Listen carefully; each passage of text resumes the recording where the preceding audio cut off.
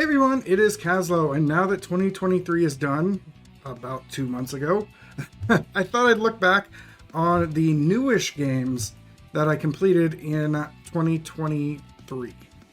And to start that off, I'm going to use one that wasn't released in 2023. It was released at the tail end of 2022, and that is Pokemon Scarlet and Violet. I picked up the Violet version of it because I liked the legendary that was on that one more.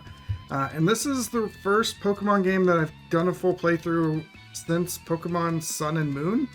And it's the first Pokemon game since the probably very first one that actually completed the Pokedex in. This one took a more open world feel to it.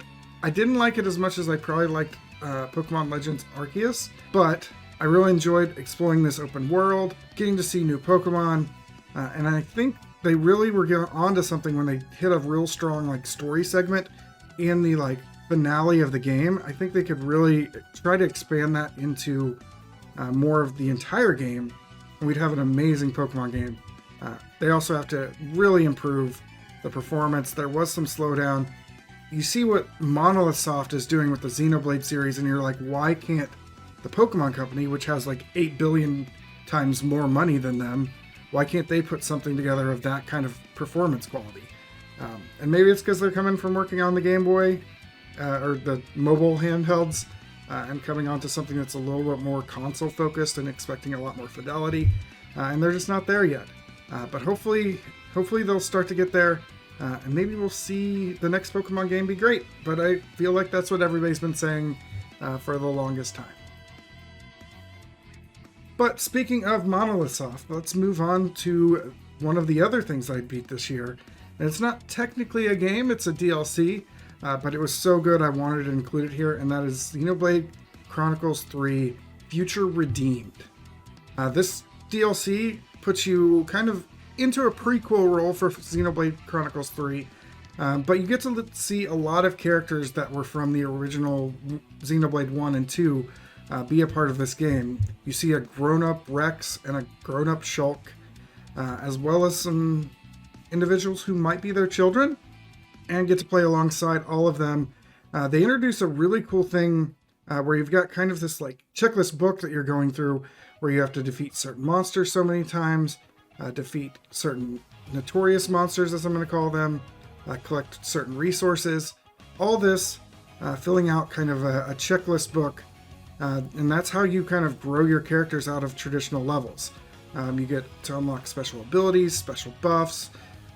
It got really addicting going around and going okay, where's this monster I haven't seen yet that I need to fill out for this book?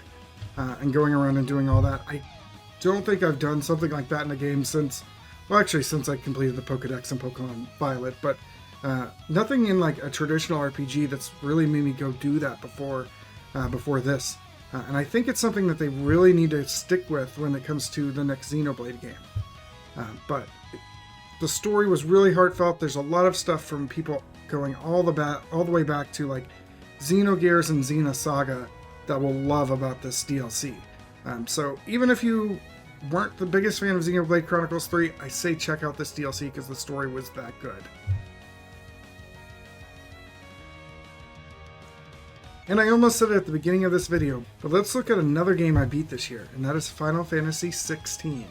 Now, 16 was developed by Business Division 3, or Business Unit 3. I forget what their name is these days, but it's Yoshi P's team over at Square-Enix. And we got to see kind of a new take on the Final Fantasy series that is outside of the Nomura-verse that we've been in for the last 3 entries. And it was fun seeing it. I would have obviously, as an old school fan, loved more turn-based combat, or even just something a little bit more command-based than what we got with the action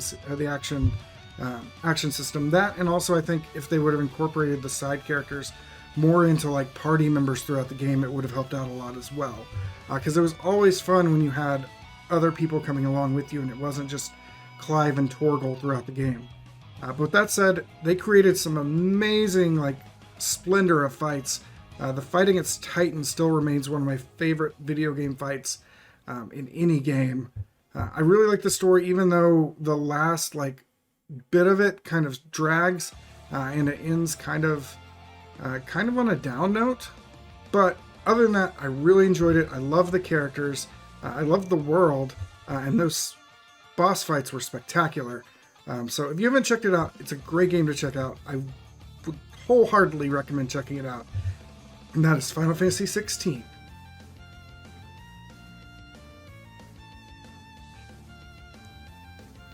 Alright, and I also decided to pick up, and I was iffy on this for a little while, but Zelda Tears of the Kingdom. And I think I completed more of this than I did Breath of the Wild.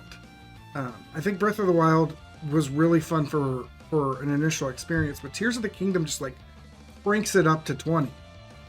The ability to create structures and correct vehicles adds just such a new dimension to the game. Getting to see kind of the same world that we had in Breath of the Wild, but kind of as it had advanced after that, was a lot of fun. I think I said it somewhere. Oh, I said it on the Super Switch Club when we did our Tears of the Kingdom game. There's only one thing that kind of ruins the game, and it's that they gave Sidon a fiance. Everybody's favorite slash fan fiction of Link and Sidon gets ruined because Nintendo wanted to give him a fiance. Just wanted to shut down all those fans that wanted that romance there. But this has also probably the, I would say, tense final sections of a Zelda game in a while. As you're trudging through what I'm going to call the final dungeon, it's really, you're having to explore the depths in this really dangerous area. That trek, which has no real like save or fast travel points along the way, is rough. And you can get to the end of it and be out of resources if you're not careful. And the final boss was no joke as well until you had to figure out how you're actually supposed to beat him. Ganondorf was quite the final boss. But I loved my time with Zelda Tears of the Kingdom. If you haven't played it, I don't even think you need to play Breath of the Wild. I think you can jump right into it. But check it out. That's Zelda Tears of the Kingdom. Alright, and we are going to end on probably my favorite game of the year. That's really tough to say, but Octopath Traveler 2. This game did things that I didn't even think I needed when I played the original Octopath, because I really enjoyed the original Octopath. But the stories were a lot better in this one. Some of the characters still kind of fall a little bit in their stories. I think the merchant, oh god, I'm forgetting his name, it's been so long, as well as the dancer were real letdowns in this one, but all the other characters were great. And there were times when you had guest characters joining you, and regardless of the fact that the sprite work still amazing, the graphics in general are still amazing. There were times where I felt like some of these individual stories could have been their own game.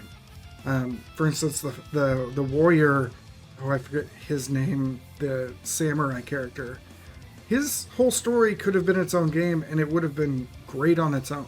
So getting to see 8 stories that are kind of like that, I didn't finish the final boss. I still need to look up and see what the final ending is after you beat that.